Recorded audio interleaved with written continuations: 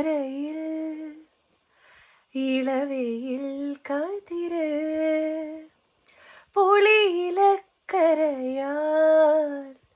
പുടവ നെയ്യുമ്പോൾ പുലരി മഞ്ഞു നനഞ്ഞു നിന്നൊരു പവിഴമലരിനു നൽകുവാൻ